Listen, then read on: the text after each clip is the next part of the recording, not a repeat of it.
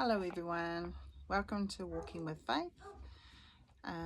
It's been a while since I've been back on here again. I wanted to jump on tonight just to talk about how things are going for me. It's been 2 years and 9 months now, and I wanted to talk about how I keep faith alive. So when I wake up in the morning, faith's on my thoughts. When I go to sleep at night, faith's in my thoughts. Throughout the day, I am constantly looking for her everywhere. And I wouldn't say that I am totally consciously consumed, but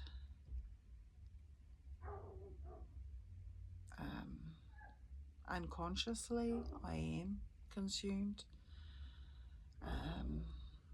She's always in the forefront of my mind, and I guess how I get through each day is by keeping busy, by keeping myself distracted with things. I am quite easily distracted, and I can lose concentration quite easily at times, which have been my two greatest tools to navigate this road that I'm on.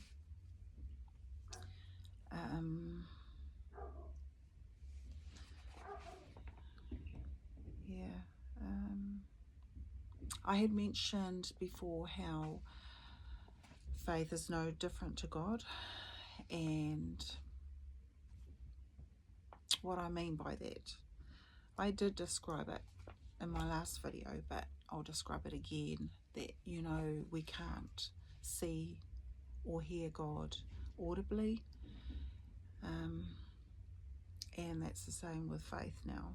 She's in that spirit realm, so everything is spirit now. So my communication with her is in spirit. It's in the unseen things. It's not in the physical, tangible things, and that's the same with God. When we commune with God, we pray, we talk to Him. This is the same what I do with faith. I talk to her. I think things, what I'm saying, and when I ask questions, I can actually hear her replies. When I am doing something, sometimes I can, well, pretty much, yeah.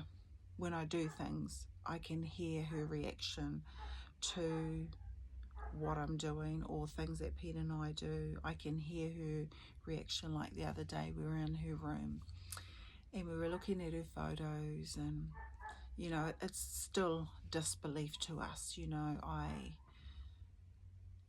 I have accepted that this is my pain and this is my torment that I will have for the rest of my life. I've accepted that, but I will not accept that faith is gone. I will not accept that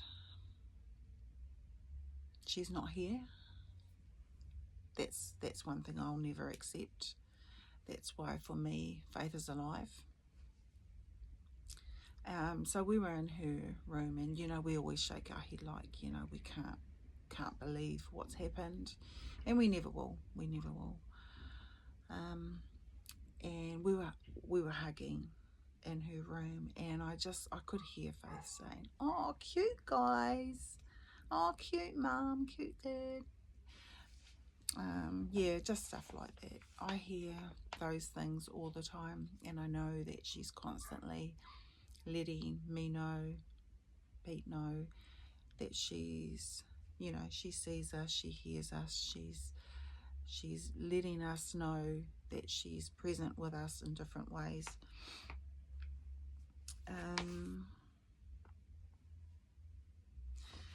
I like to go to the urupa, and I like to rearrange her and keep her looking alive. You know, everything's about alive, right? So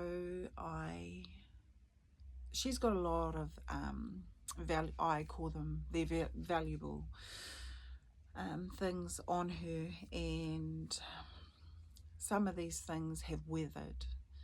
You know, they probably should be replaced, but I can't bring myself to part with them because they're valuable. You know, like she's got these soft toys. One of the soft toys is a Christmas reindeer, and the other one is a little pink soft toy, and I don't know who gave her these, but the little pink soft toy is you know, getting all bored in spots, and I think, oh, I probably should, you know, chuck this one out now, but no, I don't. I get the brush and I brush it up and it comes up all fluffy again, and then I think, oh no, it's got lots of wear now, and it's got lots of life in it now, and yeah, so I just keep them. The other one is a soft toy that Tiana's little girl, Amaili, gave for her 16th birthday, which was really special because that soft toy was really special to Amaili. So yeah, I just get the brush and I brush it up, and they all coming back up. They come back up looking, I say brand new, but not really, but to me, yeah. Yeah, so I take everything off. I love that she's got her white tiles, because her white tiles, they stay fresh and they stay clean, you know, easy clean. Yeah, it doesn't take much, you know, just dust it down, wipe, and yeah, just a cloth dry it over and it looks brand new. I love it. And I love that she's got her dirt, because I can just rake that through and that comes up looking brand new as well. And yeah, and then I just brush everything down. I don't like any cobwebs near her, so that's one of the reasons why I like to go there regularly, to keep cobwebs away. Don't like those at all. And so I dust everything down, and I always rearrange it differently so she always looks fresh and alive. And my last thing that I always do is I always put glitter on her, so she's always sparkling and yeah, alive. That's the word, alive. But I went up there a few weeks back now, may even be 2 months, and I realized that her gold diamond cross necklace that used to hang on her cross, that it had been taken. Someone had stolen it. Who the hell would do that? Who the hell would steal from an urupa? It's like, that's crazy to me. I mean, it is a beautiful necklace. She got given that from her koko, and that was for her 15th birthday, so that's been there 16, so 1 year, 16, a year, and gosh, how long's it been? It's almost 2 years it's been there, because she got it for her 15th birthday from her koko. And it's such a good quality that it looks as brand new as it was the day he gave it. So yeah, it is a beautiful necklace, and I can imagine how, you know, people would look at it and admire it and love it, but to take it, oh man, I was so upset. Oh, things like that are just, you know, they just cut you, because I hold such value to everything that belongs to her. So if anything's taken, anything broken, it's like losing her all over again. And my heart's already torn, split, but it's just cutting it more when things like that happen. Yeah, I had that conversation with Faith, you know. Oh man, Faith, who took it? You know who took it? Who took it? Show me who took it. Yeah, but I was hoping that they would have returned it by now, but they still haven't. So yeah. Anyway, yeah, so getting back to the things that belong to her, I had to check out one of her butterflies that her Auntie Tash gave, and we'd had that since she, gosh, yeah, 14.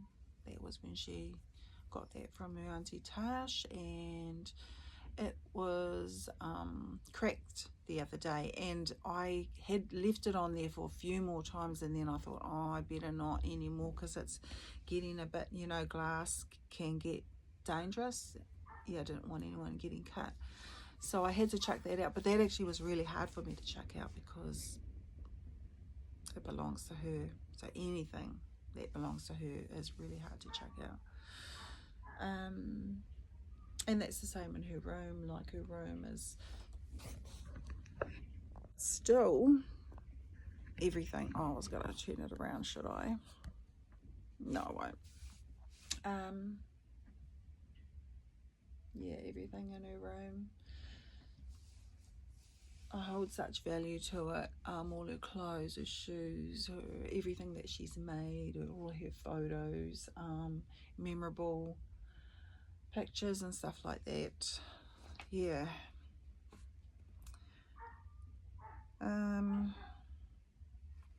But one of the ways that Faith lets me know that she's with me all the time is the number 14. So that number comes up all the time. So every time it comes up, I'm always writing down with the date 14, whether it be 14 hours, 14 minutes,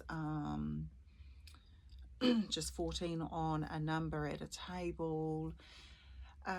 So it's always like, if I'm somewhere and I might be out at lunch or something like that, and then they'll serve me up the number 14, I always like know Faith's like saying, Mom, I'm here. Or I'm reading a story about someone on Facebook, and then I'll look at not on purpose, it just kind of catches my eye. The minutes might be they posted 14 minutes ago, and then I'll be thinking, oh yeah, Faith's like saying, oh yeah, Mum, I know about that. You know, just stuff like that. So that number 14 is really significant, and just lets me know that she's with me. And in certain situations, like overseas, that came up a lot. So it's like, oh, Mum, here, Mum, I'm on your trip with you. You know, I can hear her all the time. She's a clever girl. It's really switched on. So I know that where she is, she will be finding those ways to communicate with me, to let me know that she's here and that she's with me. So yeah, I wanted to come on and just share a little bit about Faith and how I keep her alive. I was going to sing a little song, but I don't really have anything planned. And I haven't practiced this song, so I don't know if I know the keys to it. The song's called At the Cross, and it's sung by Darling Sheck. Man, it's a song that I've always loved, oh my gosh. And so every time I would play the song, I would bawl my eyes out. And the reason why I would bawl my eyes out is I could feel the love of God. I could feel how much He loved me. And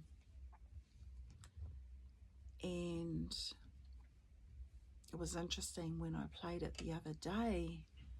I thought, wow, those words have taken on a whole new meaning, because this song was all about God. But now all of a sudden, the second verse, how does it go?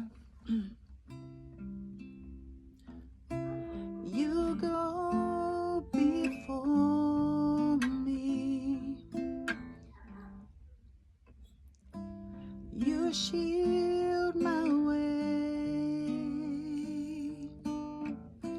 your hands upon me, and I know you love me. I know you love me. At the cross I bow my, can't remember where to go, my knee, where your blood was shed for me. There's no greater love than this. Anyway, that song used to make me cry, and just so in love with God. And so now, you know, with those words, you go before me, now I'm thinking of faith. You shield my way, thinking of faith.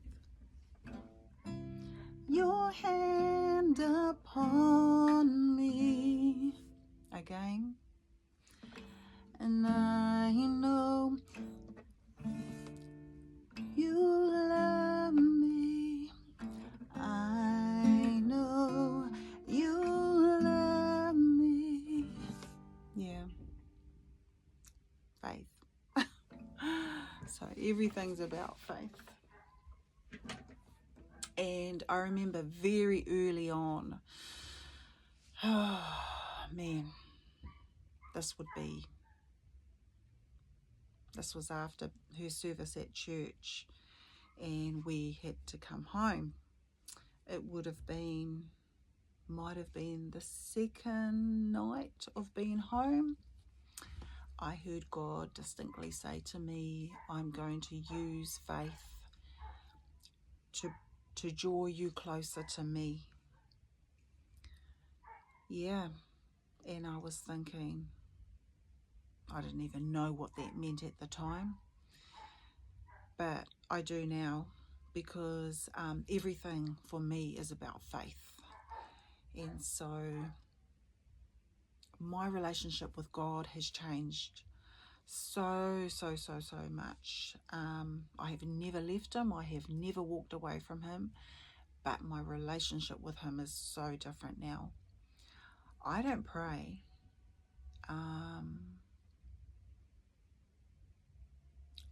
Yet I can, like, if others want me to pray, I can pray for them, but I don't pray for myself anymore. I don't ask for anything anymore.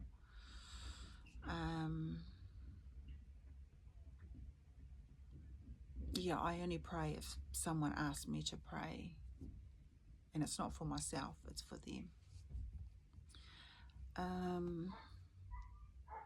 Yeah, my relationship. I haven't even worked out what my relationship with God is anymore, except I know that God has allowed me to just be. And he has shown me his grace. His grace carries me. Everything I do, I can do by the grace of God. How I am even here, being able to talk like this without bawling my eyes out, without crying, is the grace of God. Everything I'm able to do is the grace of God and his mercy. That's the other thing. He's been super merciful to me. I just said so many, and I still do, because I'm angry. I'm angry because I feel so ripped off. I feel so ripped off that, we spent all these years in church. Faith been 3 months when we started church. Faith being raised in church. We committed all of our time and our lives to church. Yeah, I've mentioned it before, and we're in this situation. It's just like, man, yeah.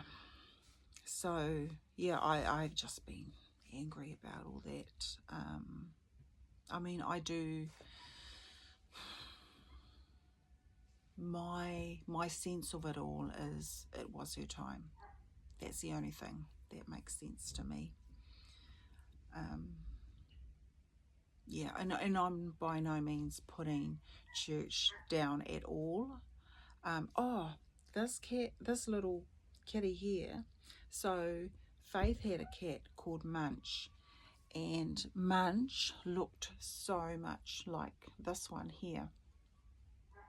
And on Faith's 1 year of passing, on the date,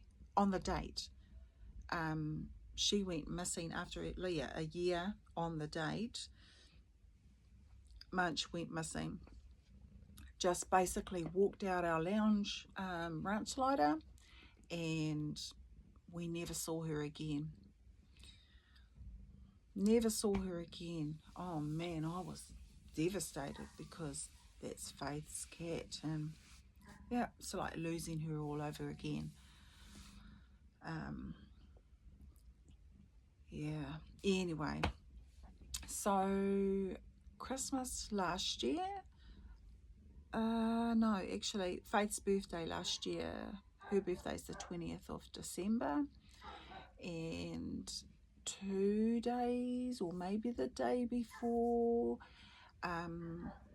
this little kitty, she was only little tiny, turned up, and honestly, it looks so much like, she looks so much like Munch that I was thinking, oh my God, someone had turned up at the time, and I couldn't concentrate on what they were saying because I saw this kitten and it looked like Munch, and so I couldn't part with her. We kept her, and so her name is Minnie Munch. So this is Minnie Munch.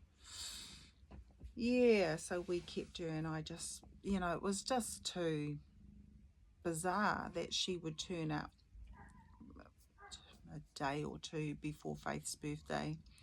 So yeah, I felt like Faith had sent her along for us. Yeah, and I've heard that Munch, Faith's cat, is with her. Yeah, so yeah, those are the sort of things that Faith does.